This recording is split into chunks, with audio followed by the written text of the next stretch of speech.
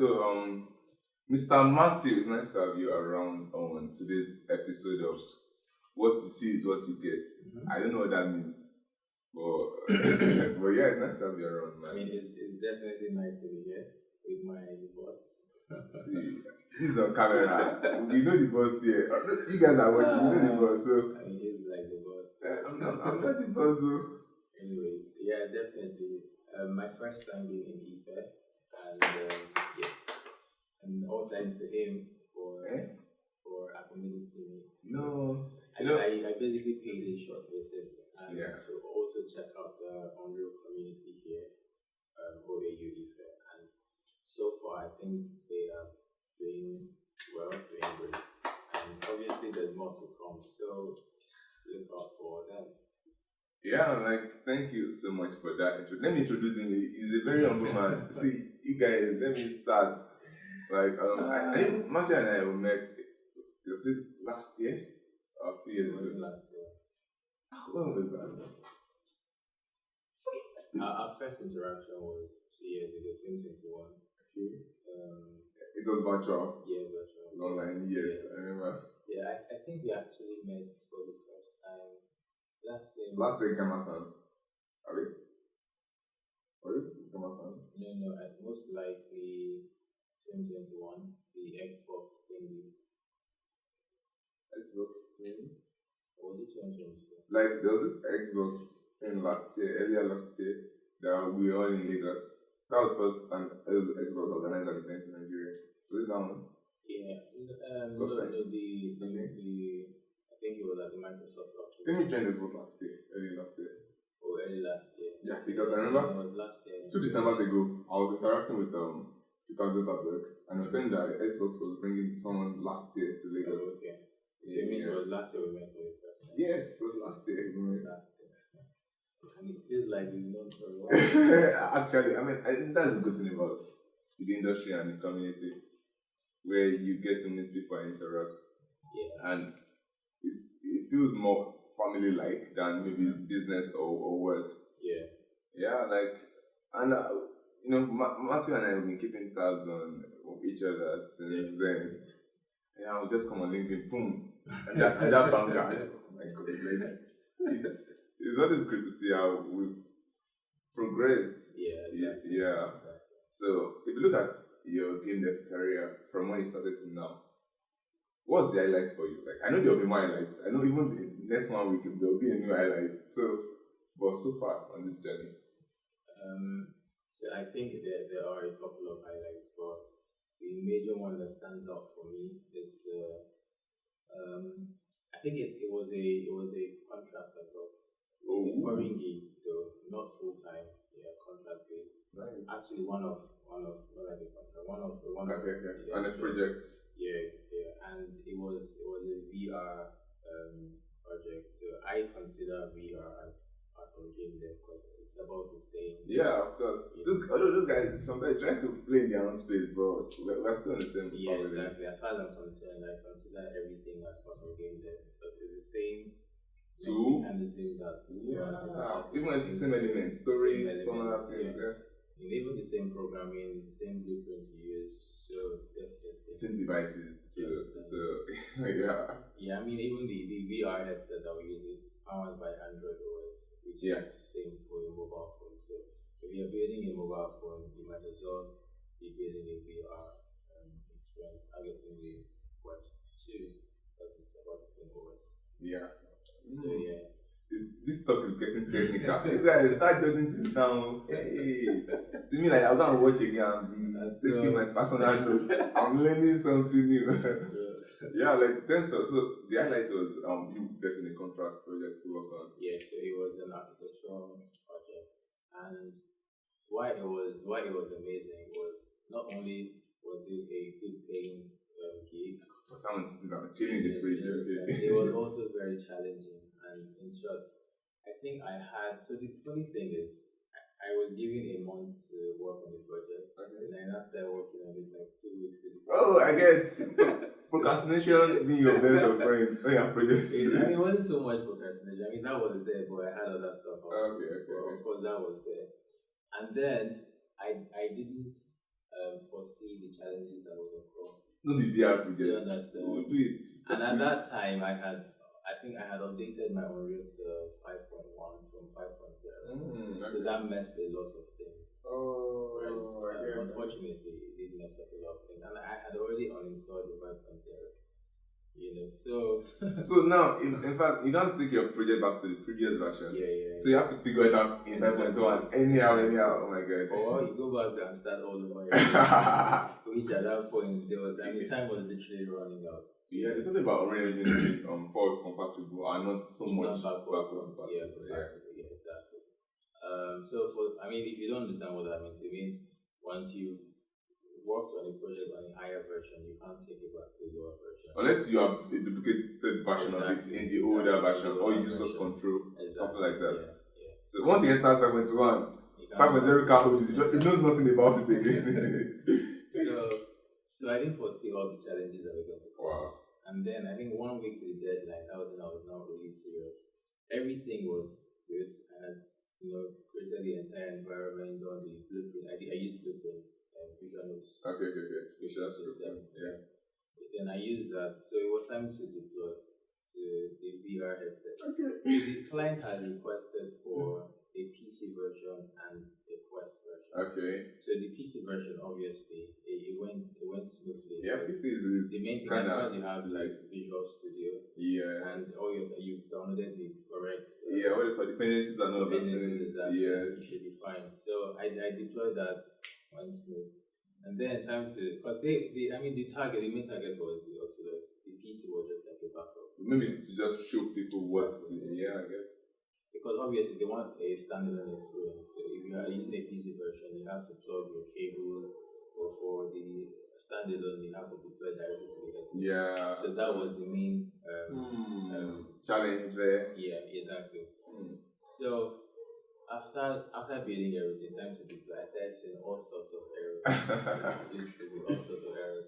And then I remember I did like 3 days straight, no sleep. Oh my god. The best sleep I had within those 3 days was about an hour sleep, right? Like, I was in industry, they call it crunch. So when you crunch on projects, exactly. It's kind of unhealthy, but sometimes your project will demand you to crunch. Unhealthy, yeah. I mean, I couldn't even sleep. It was haunting you. So I had to, because obviously for Quest 2, you're deploying as an APK file, which is in an Android file. Okay. So you need to download the Android Studio and some other stuff. SDKs, NDKs. Then even Java, you need to download Java. So all these things, they can be crazy literally, because if one file is missing, the entire project is messed up. Like one file being missing or corrupted, it won't build. So that was the challenge. And then another issue was, let me see if I can show. Maybe the camera will capture this. It's really difficult. Probably we just do a screen record or something to show that. But another issue was, so for my user, the way I named my user, because it was Matthew Wonder, that's my. This is the one that, because I hear Martin, I don't see the one that, because I've already known that Martin Wonder from the very beginning. I don't know, for some reason, it was supposed to be. You moved the Wonder, okay. But I still think I'm a Wonder, so. Of course.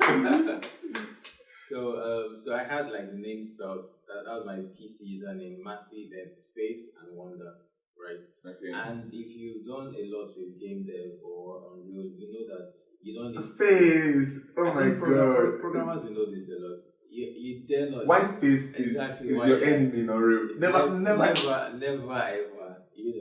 And I mean, this was my PC name, the user's name, and I mean, this was how when I bought the PC like 2020, I did the naming then. Oh my god. And it has been like that. Every other software didn't have an issue with it. Unreal obviously didn't have an issue. Yeah. So when it was time to install Android Studio on this blessed day, it got to a point that Android Studio says it can't install because of the white space. Oh my god. I'm like, wow.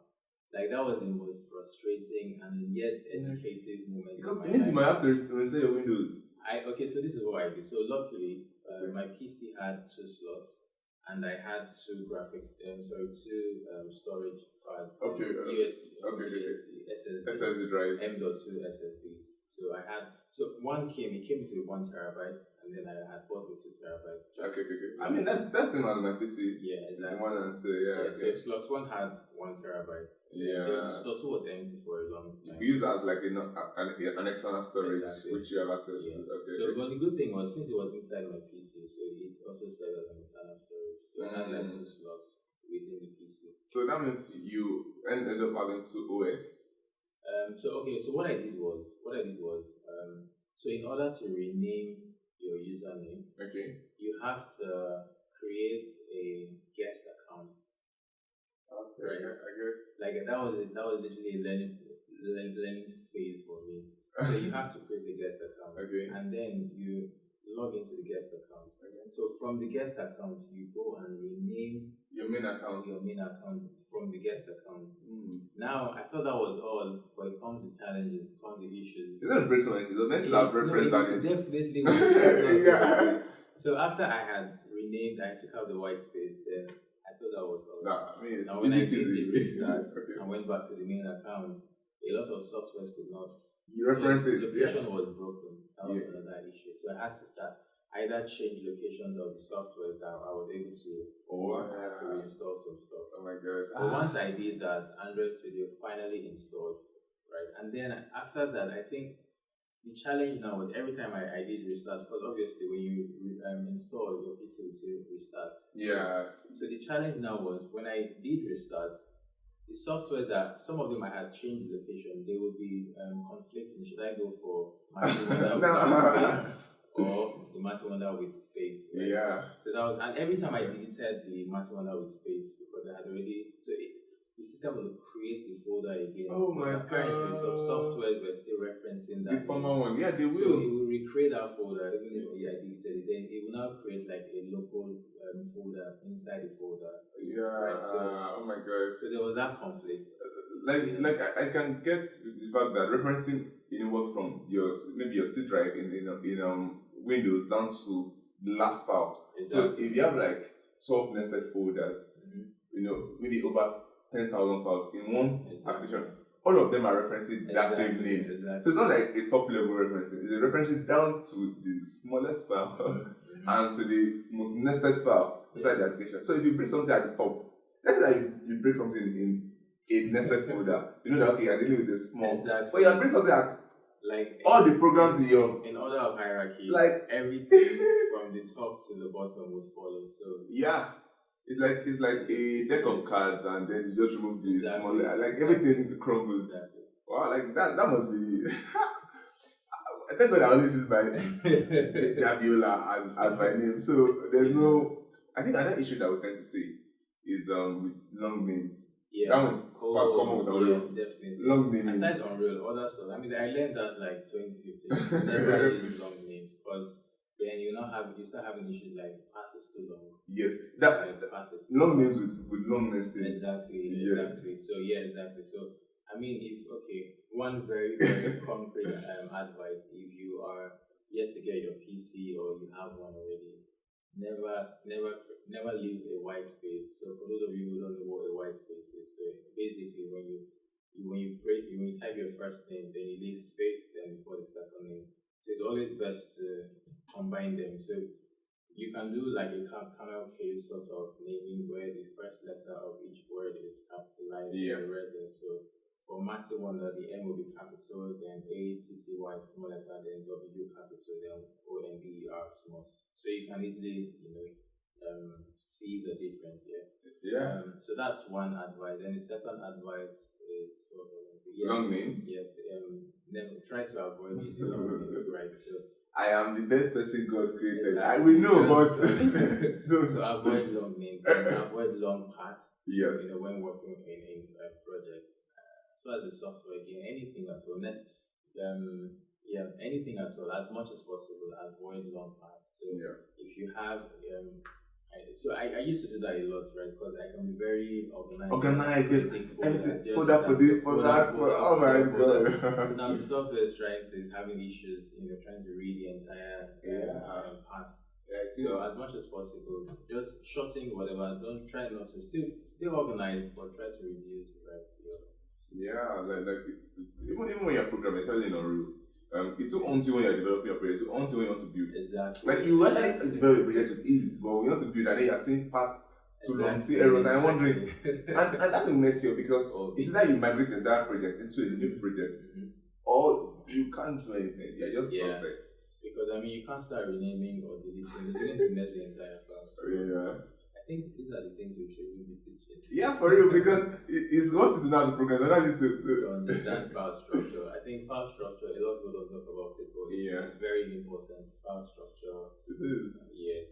It's hard you have to learn from our own personal experiences. Exactly. Yeah, and I think another thing is using special casing too. That's something that you try to avoid. Especially starting your naming with maybe numbers or special characters. Asterisks, commas, exclamation. If you're a programmer, these are things you learn, when you have variable naming and all of that. So the way you name variable is actually the way your computer wants you to name things. To be honest, like if you use language like C++, C, all the languages are very strongly typed. Like you need to, there's this. The computer is not nice. Computer just wants, don't give me what I want. Like that's the way computer is. So even at your application level, where things look more friendly, user interfaces there, still try to adhere to these rules because it might be a difference between you shipping in 1 month and shipping in 3 months. Or it might be the difference between you being a developer or giving up. Actually, for real. It's a big, and some of these things will throw software errors. Like my name points to you in that direction where the error is. Exactly. Most times they won't tell you. You just have to figure things out. They won't tell you. If someone like migrate their project to a new project and they realize that everything is, and they're thinking that maybe there's something that is caused about the whole thing. I'm like, no, baby, you didn't do it properly. That was what happened to me with my project. So I was working, I can't remember what version, either 0.0 or 0.1. Okay. And then, so once I wear the headset and I hit the trigger, for the I think it was when I tried to move things in the VR space. Okay.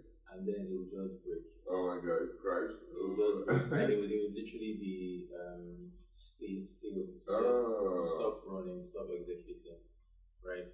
I tried to figure stuff out, and of course this time you literally watch hours of tutorials on YouTube. On forums everywhere, like actually everywhere, looking for everywhere.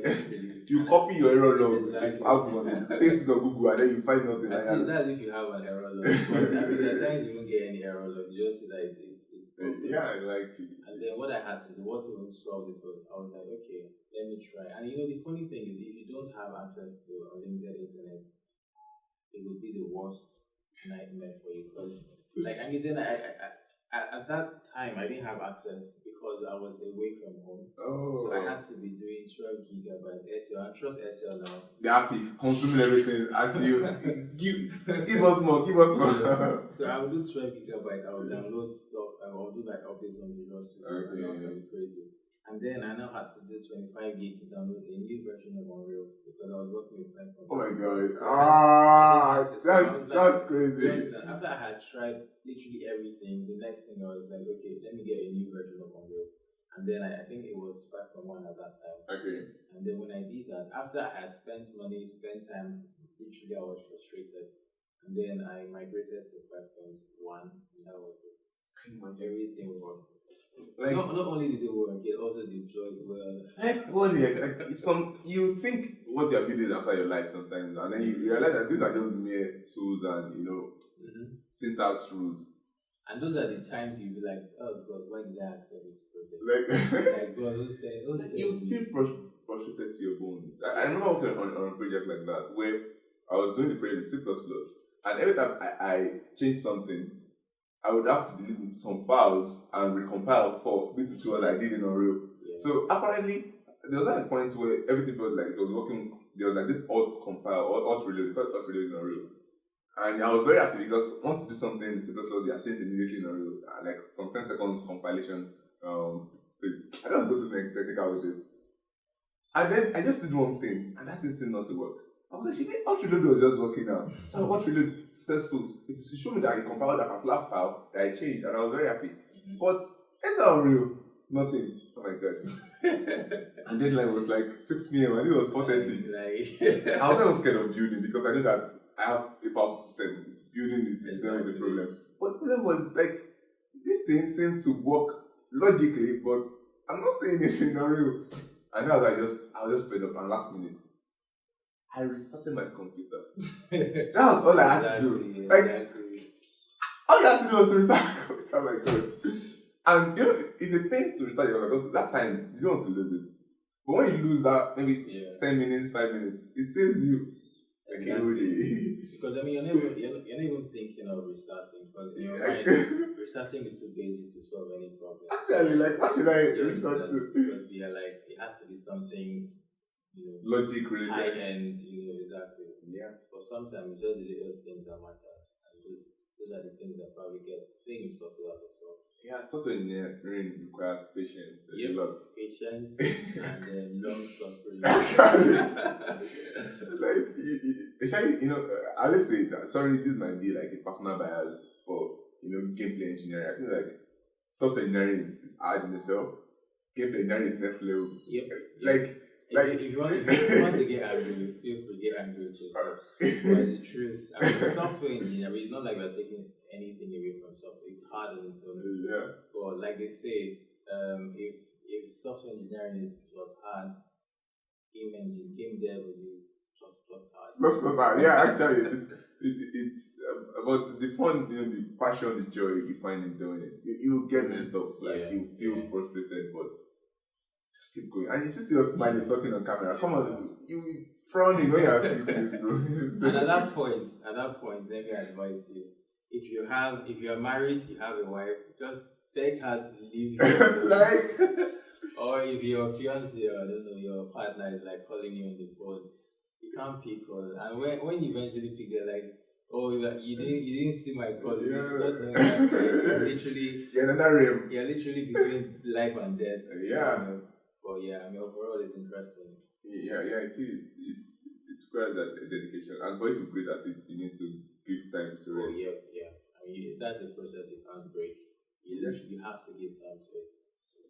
Yeah, I think, in fact, there's another question, I asked, and we already said a lot of things. I want to bring up this topic, this conversation, and it's more local, like, the African Nigerian gaming industry. Yeah. So we've been seeing a lot. I mean, lately, people are using tools, people are working on ambitious projects. The continent is getting a lot of attention. We have some key players playing in media, community, even engineering. We have studios that are now doing stuff. So as it stands right now, where do you think we are lacking in the industry? Like, there's a lot going on, but where do you feel like we are really lacking?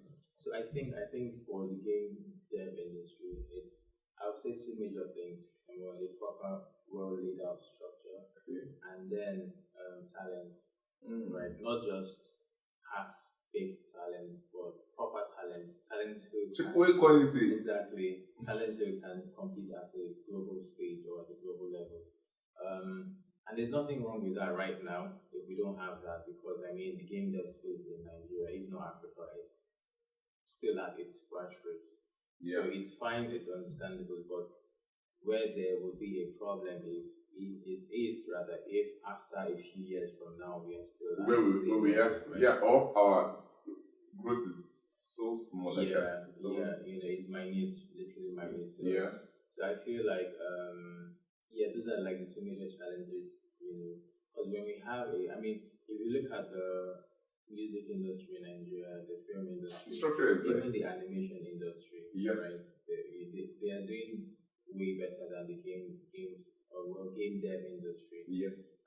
Because there's structure, then you have talents, right? Of course. Global talents, not just local talents. Partnering with Disney and big companies, Nigerian music is top in the world. It's literally so until we're able to get to that point where our stories or our products are doing well at a global stage and our talents are doing very well. Look at the software industry. It was like that, right? So that's a beacon of hope. The software industry was like that. Yes. Until I think Mandela came, Flutterwave, changed stuff. Yeah. So I feel like now is the time, with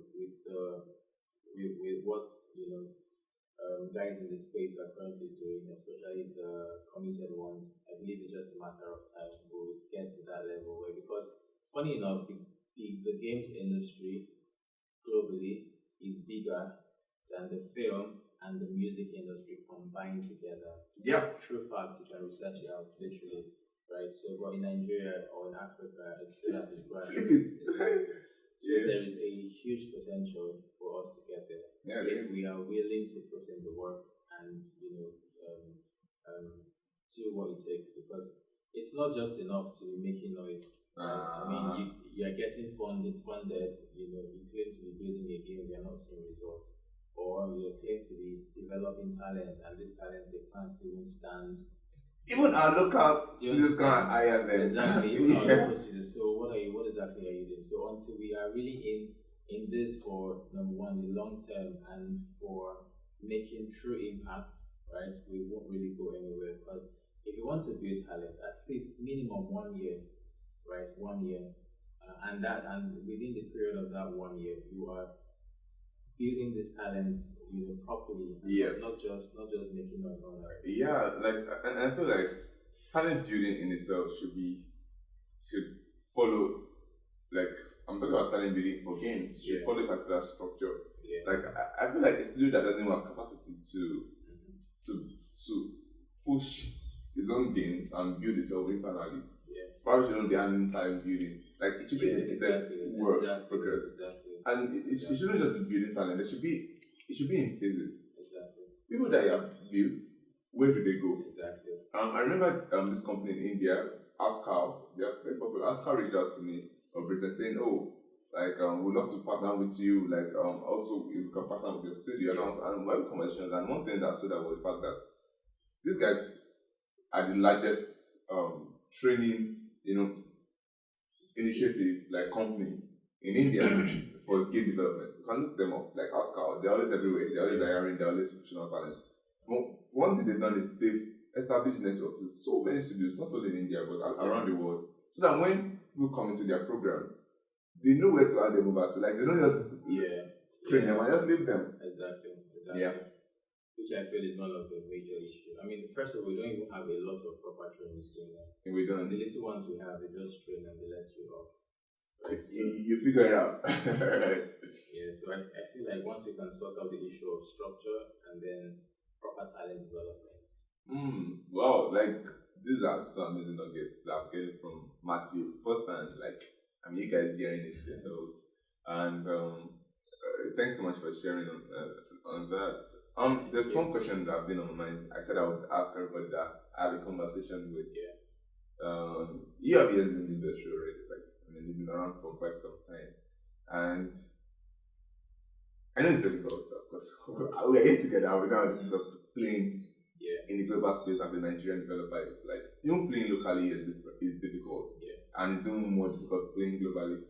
So someone who is watching this video and is saying, I want to be a game developer. I won't send any YouTube video. I'm just watching this.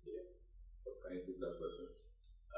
I think first of all, what I would say is get to the point where you're mentally prepared to chart this course, right? Because it won't be easy at all, right? Disclaimer. Exactly.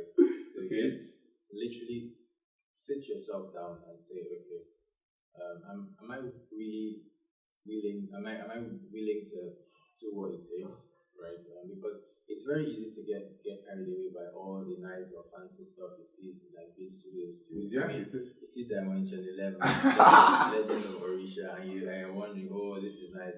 It's not the one this thing. I mean, they've been building for a while. So I think the first thing is because once of course you can't really envision or every challenge that will come along the way, but the main thing is just be mentally prepared, and then obviously get some form of mentorship in terms of how to start, right? And that's something we are looking to do. Yes. Right? To create a proper structure for beginners, at least for now, even if we don't have like the infrastructure, but at least a structure that says, okay, if you want to go the route of gameplay programming or audio design for game or game design artist, whatever path you want to take in the game dev space, right? there would be a structured system saying that, okay, this is what, or this is where to go, this is how to go about it, this is where to follow, right? So once you have sorted all of that and you know exactly what it is you want to do, then you can start looking for tutorials that are in tune with what you want to learn. And usually, as much as possible, try to get at least one essential course, right? Do not hold it for that tutorial help. So don't try to get tons of material. Yeah, like now you don't know where to start. You have like 24. Exactly. You have to watch and you're watching now. It's going to mess you up. So just try to get. And also, basically, based on the recommendation of mentors, right? Just get one tutorial. So we're also creating like a list of tutorials that we feel are relevant as of now and would suit any beginner based on the path. If you don't even have any experience, exactly, based on the path you wish to take. And it's something we would update over time, right? So all this is in place. At least that's the list we can do for now. So once you have that, then once you know exactly what it is you want to do, then just take a deep dive in, right? At least every day try to do something. Try to watch that and try to practice, right? Even if you're doing 2 hours a day. Yeah, it's enough. You understand exactly. Yeah. So I think for this kind of craft, it's more. It's not about you doing 11 hours today and doing nothing tomorrow. 2 hours every day. It needs your consistency. Yep. Your brain can only keep up if you're doing it over and over. Yeah. It's complex, and I'm not saying this to make you feel scared or like it's fun, right? But it's complex, and the complexity will reduce when you know more about it and when you are like your mind is in tune with it. So spend time doing it like consistently. When you're watching tutorials, ensure that you're watching it every day. And then build stuff on your own. Exactly. While you're learning, like don't just be a tutorial person, right? Like build your own stuff. That way, practice. Yeah, there's something I discovered, and I think I've shared with guys in our community and some friends that when you watch a tutorial will teach you how to do it right, and that is in itself dangerous. I'm not saying tutorials are not good, but that's very dangerous because you never know how to do it wrong. But in this craft, you need to know how to do it wrong. And it's when you start figuring this out on your own, you realize that, okay, you selected an option A, why did they select B? And you realize that B could do something else for you that A would not give to you. Mm-hmm. So when you start doing your own stuff, you start to have problems that tutorials will teach you. So it will start teaching you how to be creative and how to find solutions to your own problems. You need those 2 things to survive this industry. And also learn to break stuff. So, I mean, whilst you're learning, I think that's a very important skill set to have when learning, right? When you're watching a tutorial, if somebody does something in a certain way, try to do the other way. Exactly. Try to break stuff. Yeah. Because that way you know why you shouldn't do this in the future. Yes, like how not to. They'll teach you how to. They don't teach you how not to. So on your own, try to do the how not to. Yeah. And then you will also, that's also a very, very practical way to learn stuff. It is. And I read that why some people are taking like a year, 2 years to master something in few months. Like because you missed like it's like Yama. If you have you might think you know what Yama can do, but if you meet a carpenter, he knows everything Yama can because he has used it in. So you need to master the tool to be able to know it inside out. Yeah. And tutorials don't give you that, right? Tutorials are built to make it very easy for you, so that you don't run away. Yeah, exactly. So when you start breaking stuff, it's not going to be easy for you, right? It's your brain trying to keep up, and over time you master it. I remember the first time I used Unreal Engine. It felt like a cockpit in an aeroplane for me. Exactly. It had like so many buttons and tools, and I was like, so I think I messed with something, and then I didn't know how to get back to the default. Yeah. And guess what I did? I literally uninstalled it. I can read that. I uninstalled it. I just took it out. Yeah, but it's good you broke something. Like because that's actually a skill in itself, like breaking things. Mm-hmm. You're breaking it to understand how to fix it. Yeah. It's like a mechanic job is useless if your car doesn't break down, right? So it's because your car can break down that a mechanic can fix it. So you know how to fix it because a car can break down. The same thing with using tools, right? Things can go the wrong way. I mean, you have bugs. So if you don't know how to mess around, break things, you won't know how to fix bugs. Because you are watching a tutorial and not say single bug. Because this guy probably rehearsed it 10 times. And the difference between the tutorial and what will make you go crazy may just be a figure. So Yes. in the tutorial, so because sometimes they may miss one or two things, right? Maybe for a certain attribute it was 0.0 or 0.2, Yeah. and then the tutor probably missed that or he didn't talk about it, and yours is showing like a 0.1 and theirs is 0.2. I mean, literally, that can be the difference that can mess your project up. Yes, and then you probably go to tutorial 1 and start watching again. Maybe Exactly. you missed one important point then. And you So- might not see it because I've had cases like that. Yeah, yeah, as well. You know, Yes. I've had cases like that. So Yeah, and thank you so much for sharing. I think we can go on and on and on and on. There's always more to share. So I have a few questions to ask, like as we're trying to wrap this up. yeah. So PC versus console.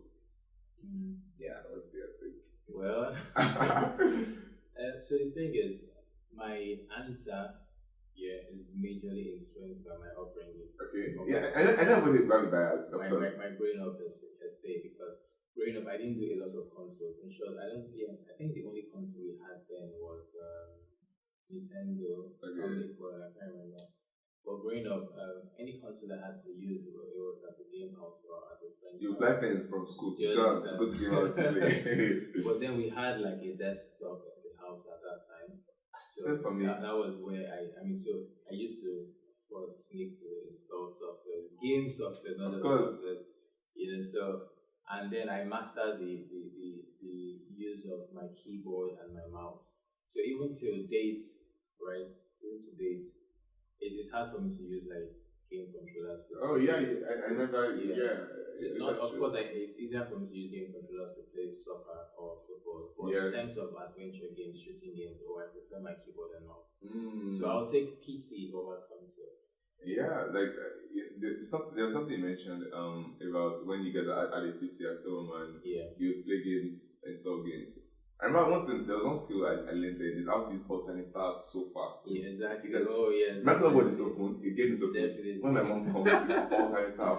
I won't mind not hearing the sound because Yeah. my mom should hear it's a problem. Mm-hmm. So when my mom comes or tab, then you see me trying to highlight Exactly. and holding and like my mom was still like very good.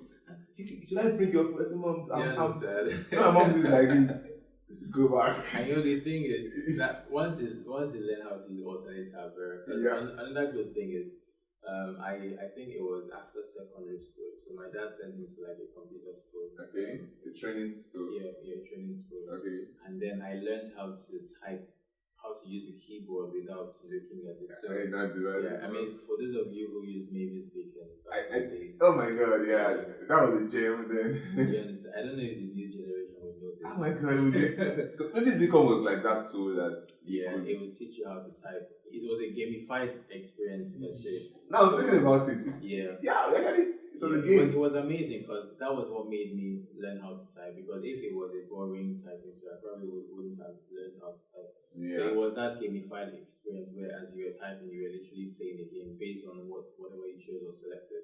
Yeah, and there was this big thing that you have to put your forward speed. Exactly, words per minute. Yeah, exactly. Every PM, of course. So because of that, because I used that to learn, I learned how to, because it will also teach you how to type without using a keyboard, how to place your fingers, like your 4 fingers, what alphabets, what letters to place them, and then your thumb on the space bar. Yeah. Then So I learned T how to W R type. T Y U I O P A Exactly. A S D F L K G. My god. Yeah, so I literally know every letter on the keyboard. Position. Yeah, I know the position. And Yes. I learned how to type without looking.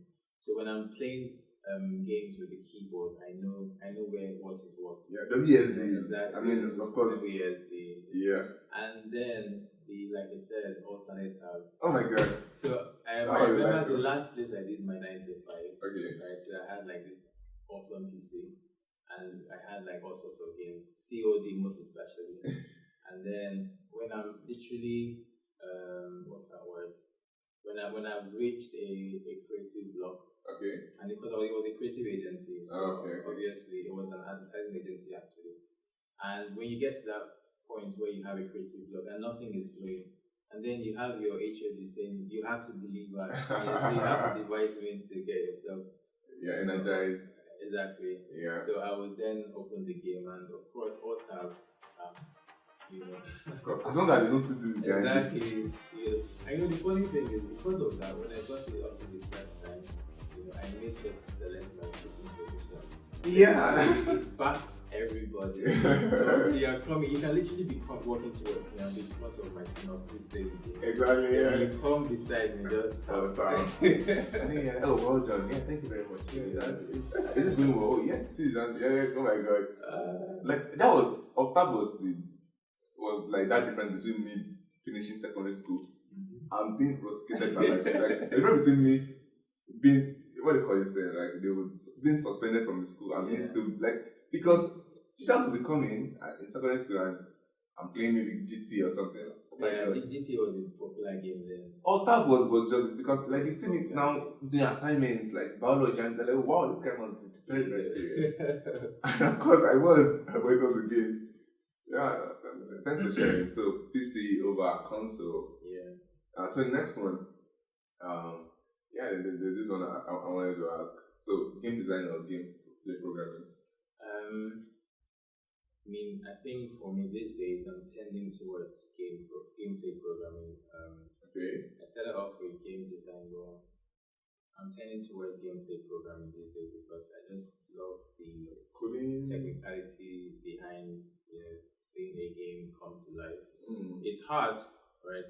It's coming from a creative side, because for me it was majorly 3D design, 3D modeling, animation. But these days I tend towards that because I'm looking for a new challenge. Oh, nice. Yeah, so it's gameplay programming. So Unity versus Unreal. Sorry I know this is a fight, but like allow me please.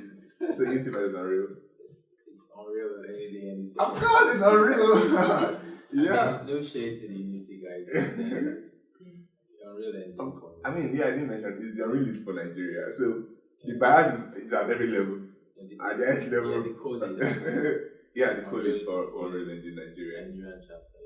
Yeah. So of course I read Unreal Engine. Anywhere. In fact, Unreal was not even here. I say Unity. So okay, like self-taught versus learning from school. That's very interesting because for the most part, I didn't see any need to learn from. I won't say school. I would say an educational institution, right? Because it could be a boot camp. A boot camp. It could a be training center. You understand? Yeah. Or it could even be a short program or a BSc program. So I would categorize all of that under an educational institution, be it formal or informal, right? As long as there's a structure and you're not just doing stuff on your own. And there's a physical stuff. Yes. Yeah. And for self-taught, so so initially, like I was saying, I was 100% self-taught. Okay. Right? But then it got to a point in my career where these days I'm looking to at least have some form of physical experience under, a tutor, an experience. Exactly, under industry professionals. Yeah. Right. So it could be maybe 6 months, 1 year. I'm even looking forward to probably having an experience with maybe something outside of Nigeria. That makes sense. Yeah, of course. Like that way you can get from even industry veterans to exactly. So that exposure, that's practical, that experience from that like industry lead veterans, because to be honest, of course self-taught or personal learning can get you far. Okay. But then I feel like that icing on the cake would be when you have access to these tools, yes, right? And which ordinarily you may not be able to afford. Of course, yeah. And also, aside from the tools, aside from the one-on-one sessions, you also get to network and build future partnership. Yes, I think one thing I've seen with people because I'll like when I started my game dev journey, I have background in computer engineering. I looked out and I checked out schools, and one thing I realized is that the top schools, there's this school for arts and VFX in the US. It's called Norman. I think it's like the best in the world, or one of the best. Because you see people from Santa Monica, from Insomniac, all these big series come to teach them.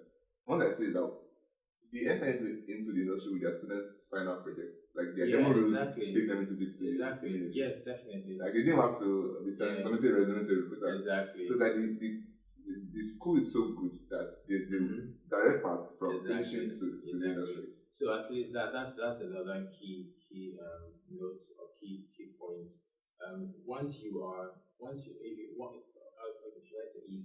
privileged to have that access, then the best thing is to make the best out of it. Yeah. Not just in your learning, but also in your networking. Yes. Because, for example, you can create partnerships that will go ahead to create something massive in the entire world. Yeah, right. Of course. And again, some of them, or most of them, if not all of them, that are recognized, they have direct access to the industry. Yeah. So just like you said, your final year project, the final year project is so good, right? Polished. Do you understand? The studio already would. You don't need to do so much. Yeah. And that's usually like the first step to greatness. Exactly. Yeah, it's just going to be a roller coaster from there on. Yeah, and even aside that, there's no opportunity for internship when you're still studying. And just imagine you go for an internship in a massive studio and then they retain you. Of course, when you're done, I have a friend like that. This guy interned at is it Moon Eye or Moon or something studio, in the US. And when he was done, he went back there, and from there he's working as a programmer at Insomniac. I mean, just shipped his first AAA game, the new Spider-Man. I was like, this guy legit was a student of Pivot. Yeah. So if you don't have access to it, because most of us we actually self-taught for the most part. Crudely self-taught. But if it's something, I would say it's something to it's expensive. To give, to consider if you are able to afford it or scholarship, anything at all. It's something to consider because it really takes you from this level to this level. Yes, absolutely.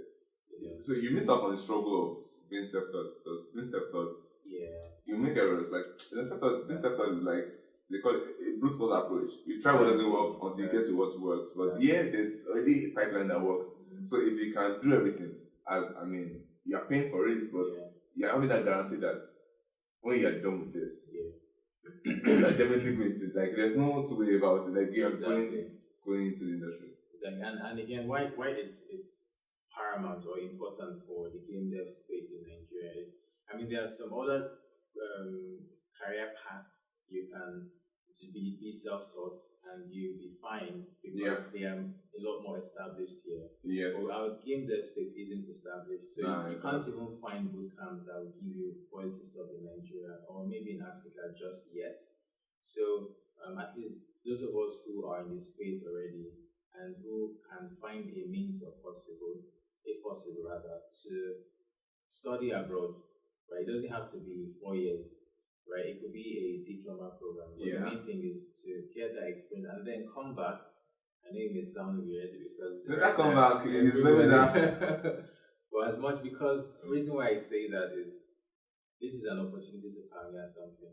Yes. In the games industry in Nigeria. So if you are able to come back and begin to establish stuff with your technical know-how, with your experience and with the partnerships you build. Networks, Because one of the major challenges now is, first of all, we don't even have infrastructure. Yeah, we don't. And again, if you want to get a course online, with the whole Naira dollar card thingy, it's even hard. Yes. Right? Go to Udemy, it's hard to get a course right now. Do you understand? How many people have dollar cards? Do you get? So it's really a struggle. Right? That's why I said, if you're doing UI UX, you may pass on going abroad to study because it's a bit more structured. Yes. But for something like schools in Nigeria, there are schools that will do that. But for something like game dev is 101% hands-on and practical. Yeah. Right? Because you're going to meet a lot of roadblocks. So so I'm just saying, have that as a consideration. It doesn't have to be 4 years. I know there are programs in Sweden that do national diploma 1.5 years, 2 years. Yeah. And once you're done, you can work for a bit, get that experience, and then come back and establish something. If you want to come back, but it's advisable you come back to help to pioneer the industry, to be honest. Because we need as much refine talent and experiences. And also people with networks. Yeah. People who know people that know people that know people. Yeah, like to my final question, if I wrap it up.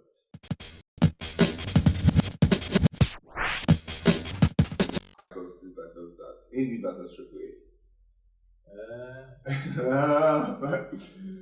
Because these are like hot debates in the industry. People are like, I mean, there's a middle one which is double A, but it's that little middle that people don't really talk about. So let me just say indie AAA. So I think for me, it would be more of a transition than a fight or debate. Okay. Right? Yeah. So I mean, obviously, a lot of us are indie. I mean, once an indie, always an indie. And then some people then transition to AAA. Yes. Right. But I feel like for me, I love to start up as indie and then probably get that AAA experience and then come back and so indie. Thank you. Yeah, like I feel like that's the best. Because what you see most veterans doing, I was expecting this answer because like I think most of us share that same view whereby you start off as indie, you build your career to a AAA level, and then you enter AAA, you get all the experiences. You do a few years in AAA.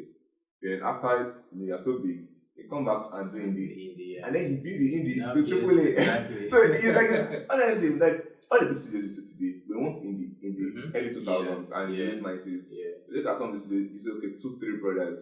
Ubisoft is owned by 2 brothers. Is it the Gilbert or something brothers? I was surprised when I saw it. Like they own most of the shares in Ubisoft. So I'm sure when they started, it was probably 2 passionate guys who wants to make games, and now Ubisoft is so big. I mean, we can tell how big it is. So you start up as indies, build the skill, get to AAA, right? Then come back and invest, in the indie space again and build studios, like, and it will be good.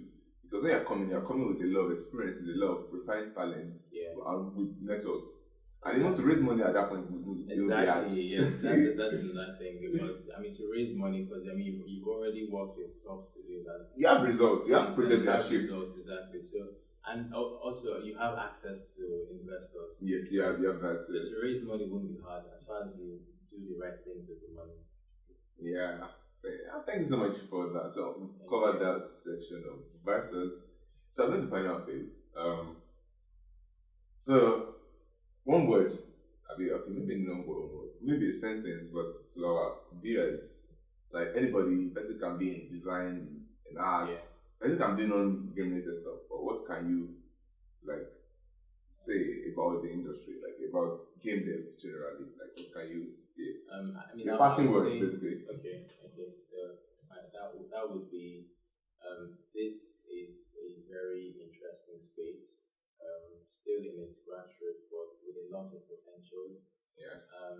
You do not need to be a programmer to play the game dev space. You can be an artist, you can be a music producer, you can be a 3D concept, you can be anything. Because I mean, a complete game has different elements: playing music, sound, audio, visual effects. Do you understand? So writing, story, exactly, storytelling, writing, and all that, concept art. So if it's something you feel like, okay, I would love to play in this space, then feel free to get in, right? Irrespective of whichever area you want to play in, feel free